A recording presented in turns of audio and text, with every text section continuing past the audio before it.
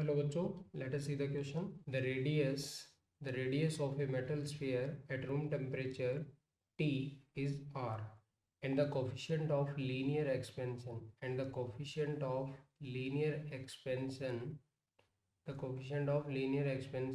of this metal is alpha.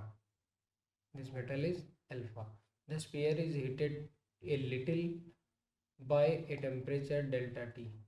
ये sphere heated by the small temperature delta T, so that its new temperature T plus delta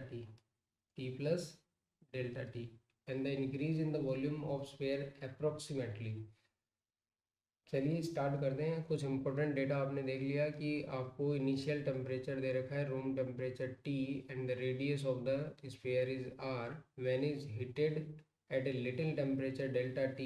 So final temperature of this sphere is T plus delta T. Increase in volume will be calculated as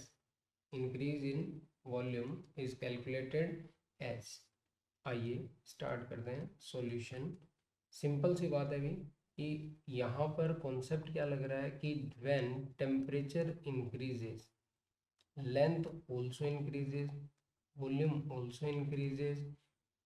तो अपन ने यहाँ से क्या निकालना है, देखिए delta we का अपन ने एक फॉर्मूला पढ़ा हुआ है। Delta we change in volume, initial volume gamma, the coefficient of volumetric expansion, and the temperature delta T.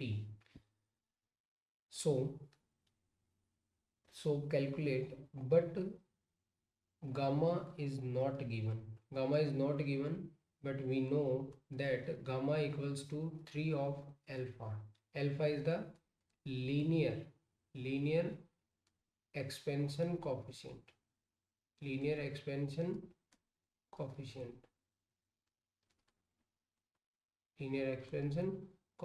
ये अपने को गिवन है। तो अपन इसकी वैल्यू को यहाँ पुट कर देंगे v 3 अल्फा डेल्टा t।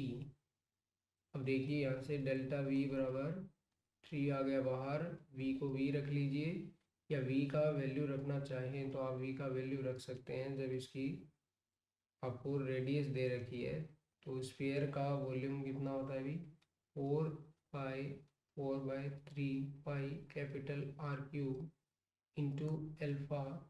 यहाँ टेम्परेचर की बात करते हैं T plus del T minus T,